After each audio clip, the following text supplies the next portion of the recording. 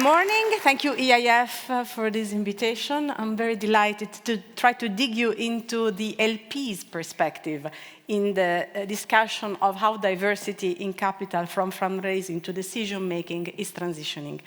So allow me to welcome my panelists here on stage. So Elisabeth Øvstebø, she is the co-founder of Peacock and Stargazer, a Norwegian family office, and she's also the co-founder and general partner at Link Capital. Please, Elisabeth, welcome. Philippine Brulat, she's an associate at JP Morgan Asset Management in Paris and previously served as an associate and analyst at JP Morgan Private Banking London. Welcome, Philippine. I have the privilege to moderate a perfectly balanced panel, so now allow me to introduce Ertan Khan, a founding partner of Multiple Capital, bringing over 20 years of experience in asset management, venture capital, and information technology. Welcome, Ertan. And lastly, Pär-Jörgen Pärson, PJ, who has been a general partner at Northzone since 2004, and is also a non-executive board member and co-founder of the Inner Foundation. Welcome, PJ.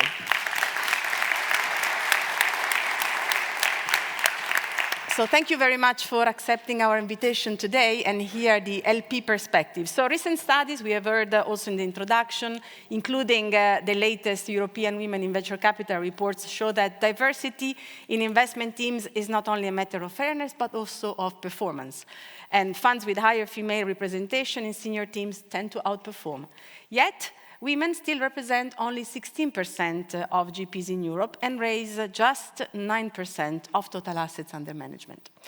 So to address this imbalance, we have heard already, the EIB Group has introduced initiatives such as the InvestU Gender Smart program, which I worked closely with Silvia a while ago, and the 2X Challenge framework that we heard is also now part of the due diligence process to boost female leadership and strengthen accountability in investment practices. But let's now hear more from the LPs, what they think about this new, let's say, shift that the policy makers and takers are trying to implement.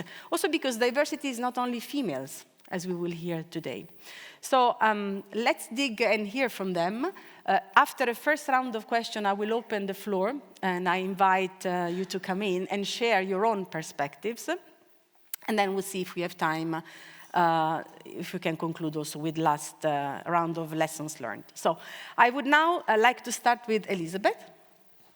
Elisabeth, you've been actively involved in mobilizing private capital towards early stage investments and encouraging more women to take on LP and GP roles. So from your experience, both through Link Capital and your broader work in female-led funds and networks, do you see diversity influencing in investment decisions? And if so, how? How could you share some concrete tips to encourage this behavior? Just to put a bit of context on it, with Peacock and Stargazer, which I have with my Christian,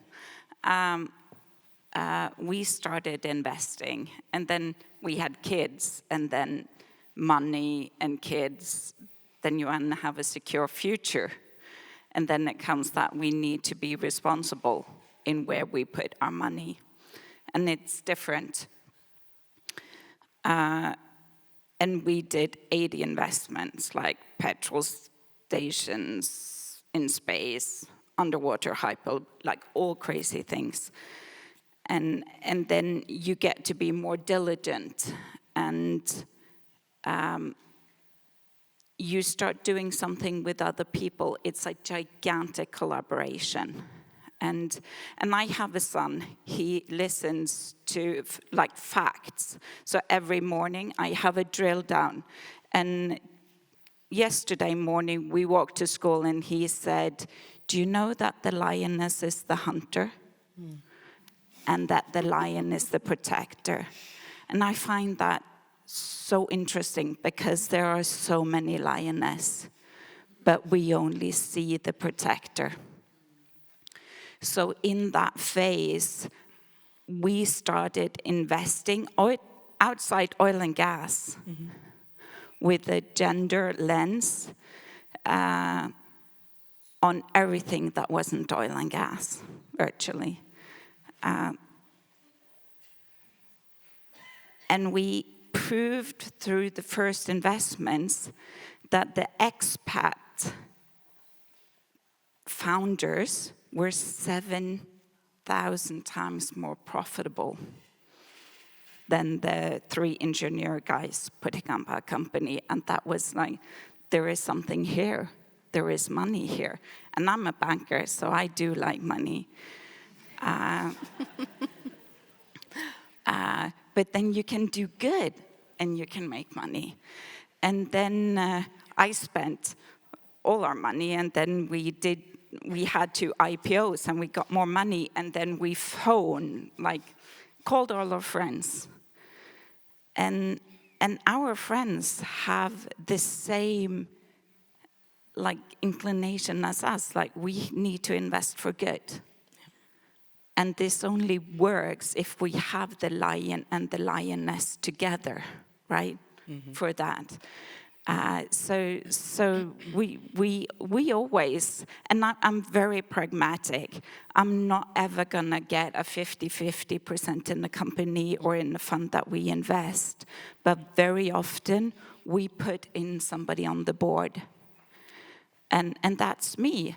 And I count as one woman, and I'm a lone one woman in so many boards. But that changes. I think that changes it. So we just we count one at a time, and we prove. I do the question. We just need to prove it's profitable, and it is. It is always profitable to be the lion and the lioness in that. Yeah. Thank you. So this partnership among the genders, no? More than opposing genders. So turning now to Philippine. From your perspective as an asset manager, do you see fundraising strategies evolving to prioritize diversity when engaging with GPs? And is there any successful example that you can share with us, Philippine? Thank you. Is this working? Yeah. Thank you for having us. Very happy to be here. Good morning, everyone.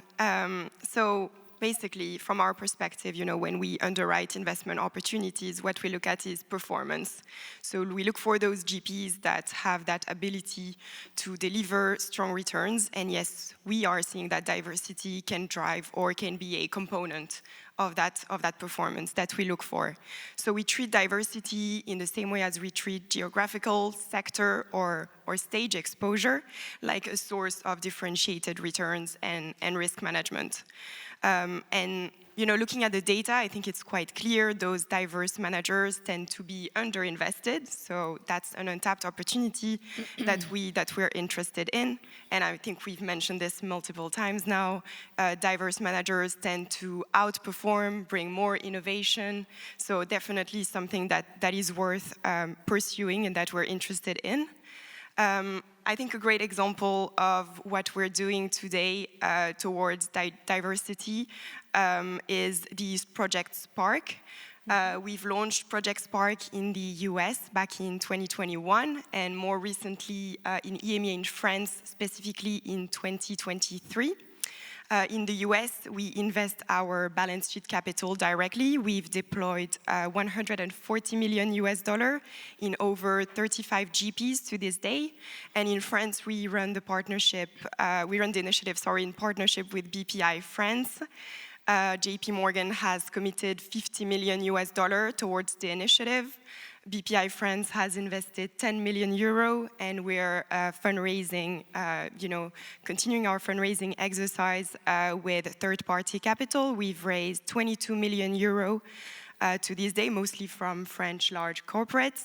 Those include BNP Paribas Cardiff, FDJ United, LVMH, Ardian, Xavier Niel, amongst others.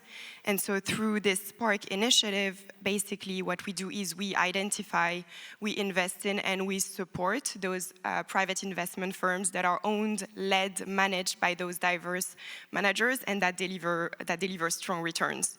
So basically we look for performance, and yes, we see diversity as an underappreciated source of opportunity and source of returns. So we have good examples of what we do to support that, to invest in that, and to support also, the broader ecosystem and the broader economy in being more inclusive. Thank you, Philippine. And now moving to Ertan. At Multiple Capital, diversity has been part of your DNA from the very beginning. And based on your experience, backing emerging VC managers, how do you bring these different forms of diversity into your own investment approach? And what role can LP play in expanding diversity across the venture capital ecosystem? I think there is this term in the US used, a general term, but in the US more often used, which is called affinity or similarity bias. And in the US, for example, several of the larger institutional allocators try to have diverse teams to avoid that affinity and similarity bias, which means that people who are white male invest typically in white male other people. Now, I think when it comes to our case, I'm the founder of Multiple. Probably some of you know of Multiple. We in fact never thought about diversity, so it was never like an artificial thinking or setup. But we realized at some point when diversity became more famous and a lot of LPs asked us about how diverse our portfolios, we realized we invested from the beginning relatively diverse. And I think this has something to do that I'm a Turkish German, so Turkish immigrant parents, second generation. You can count all these things. First academic, probably first immigrant founder in Germany of a fund, and so on and so forth. And my employee is also a second generation immigrant from an immigrant family.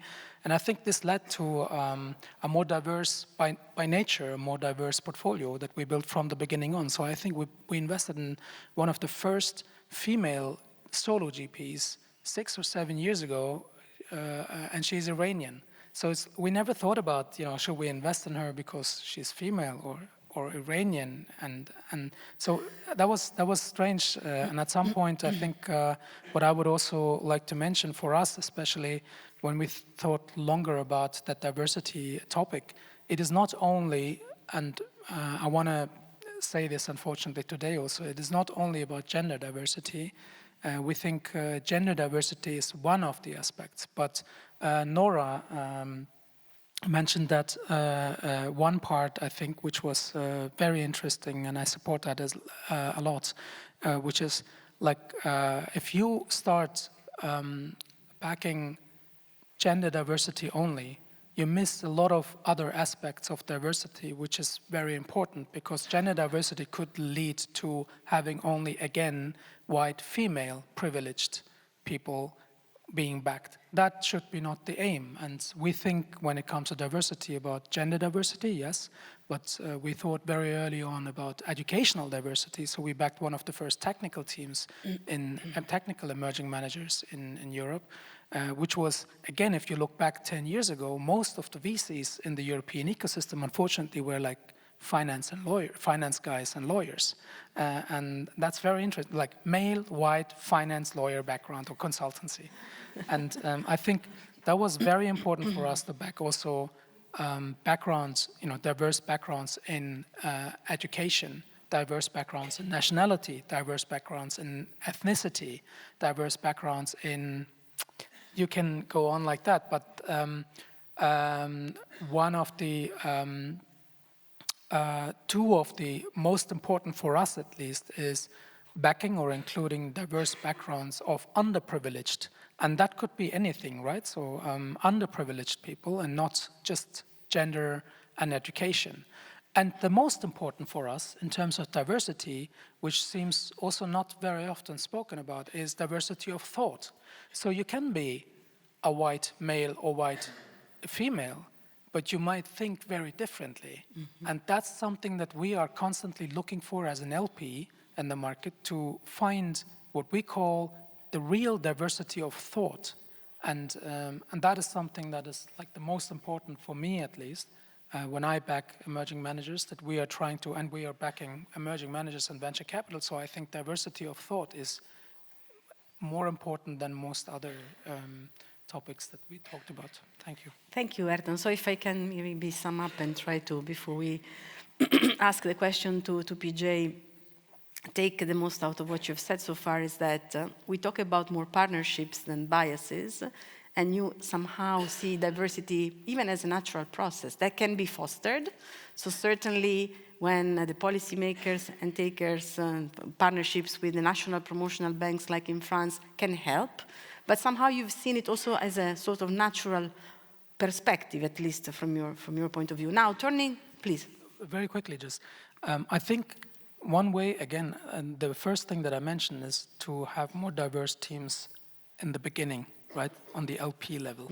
If you make sure that you have diverse teams on the LP level and not very specific profiles only at the LP level, then it will come down also. You know, you will have more diverse teams at the GP level, and you will and then you will have more diverse teams at the founder level. And at the founder level, you will have more diverse teams at the employee level. So it goes down if you start at the highest point with having more diverse teams. Thank you. So then to you, PJ, that you have been a GP for a long time and now more recently LP through the Inner Foundation. How do you see this process evolving? Any tips, recommendations with both your hats?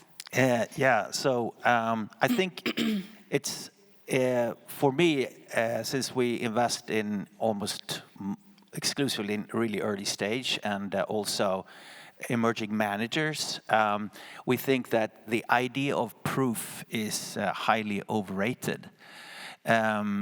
Because you can't find proof when there isn't any proof.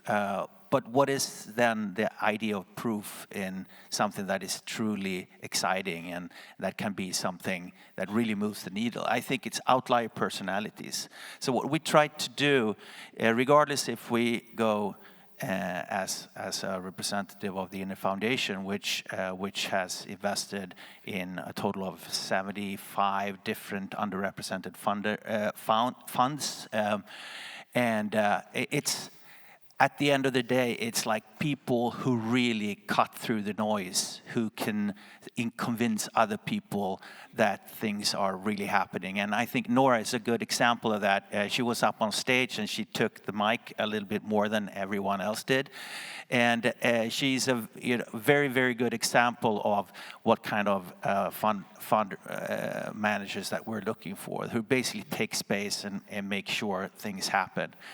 And the same with, in my day job at Northzone, I invested, I was the first investor in Spotify, and I saw Daniel Ek, who came from a single mother household from one of the poorer neighborhoods out of Stockholm, and he wanted to create something that was extraordinary, and he did. It's a $150 billion company now.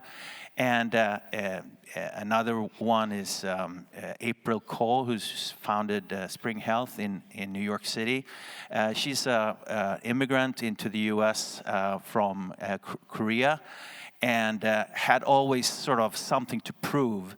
And she had no prior experience to boast, but she's created now a $4 billion company in 7 years. And it's just extraordinary how these people who have something that is just, they're made of some different material.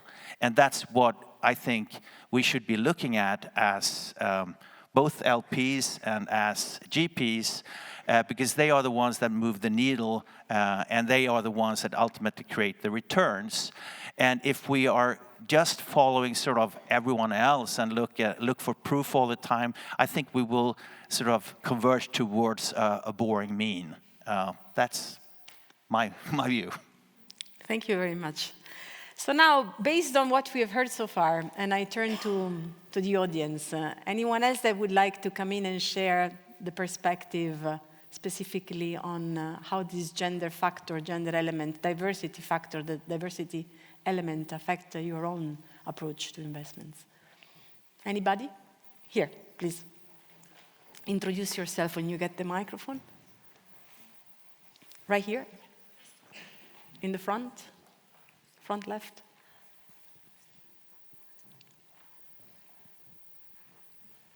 Otherwise, we can maybe share. Yes. So we have two questions. Yeah. So maybe we start. Yeah, it's coming. Okay. And then someone up there also. There is the light in front. So, please. Hi, Ben Honan from Climate Kick. Ertan, you and I were at an event last week which spoke about the under-allocation of pension funds into VC. And I was kind of curious to bring that also to the conversation. How might we convince a pension fund to invest into an emerging manager in particularly a context where there is no track record? That's a big topic, right? So, so do you want to have the diversity view?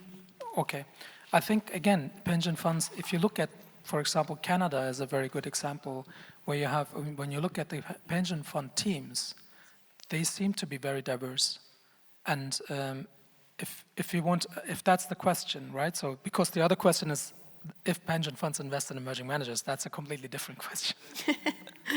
But if it comes to how can we achieve that pension funds, if they invest, which they don't unfortunately, but if they would invest in venture, how we can make sure they invest more diverse is by having more diverse teams at the pension fund level. So again, if you are like in Sweden or in Finland, and have a pension fund, and it's a Swedish team only, and there's no diversity in that team, maybe some gender diversity, which I think is not enough in most cases, unfortunately. Mm-hmm. So if they have for example, no immigrants, no underprivileged people in that, so if there's no way to break into that upper level of LPs in a pension fund, then it will not break through. So you will not achieve a real diverse team below. That's the answer on the diversity question. On the other question, I talked a lot last week. It's a long process. I think it's difficult, and he said just one thing.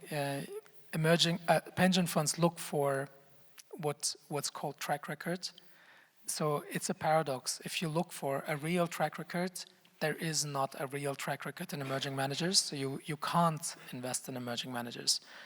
It's a paradox for pension funds. If they really want to invest in emerging managers, how can they do without a track record? And if they claim that they need a track record, they can't do that. So it's a simple, unfortunately, a simple answer. Thank you, Ertan. The question up there, yes, please. I see two hands raised. So, hi, I'm from an institute called Included VC. We are the world's first global fully funded venture capital institute, which EIF has supported over the years. And we've put 150 people into venture capital with 100 in Europe.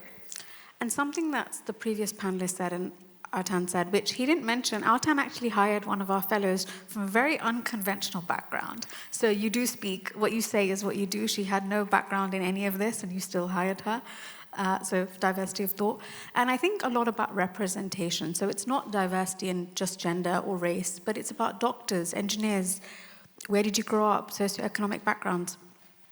And I think the one thing that you mentioned, and I want to ask this question, is we talk a lot about emerging managers, but as the previous panelist says, it takes years to get to that track record. So how do we ensure, in this case, women, or any kind of difference, how do we ensure they stay in VC? So they get in VC, and we're trying really hard to make that happen, and we're doing really well. But how do they progress in VC? And then how do we also, over the next 10 years, ensure that people who become LPs, who have allocation access and decision-making power, we changed that too. Because I did some mapping, and it's a very similar kind of entity or person. And so how do we change that from that end as well? So who would like to go for it? PJ? And maybe also quickly, if anybody else wants to share. Yeah, so we have gender balance on our team, but the team changes all the time. And since the VC teams typically are small, that kind of also puts the whole thing in constant renewal, that conversation. So we're currently recruiting for 2 new associates in Europe, and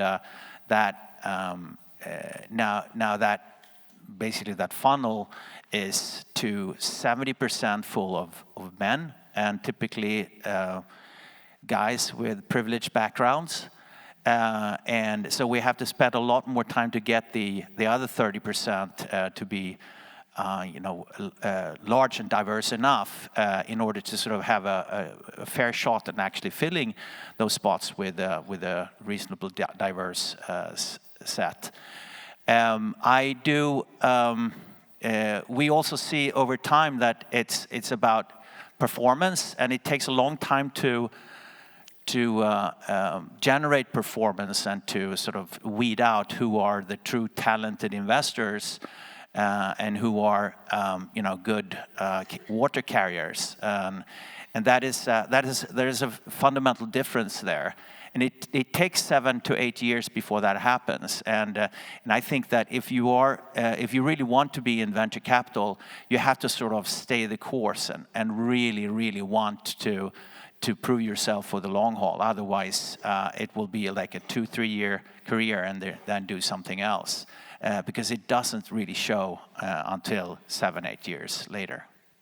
Yeah, someone before said that the intention is to invest to do good, and therefore this requires a bit longer-term perspective. Elisabeth. I think it's important to have that long vision before yourself, because all funds are not profitable, right? They're not supposed to be. But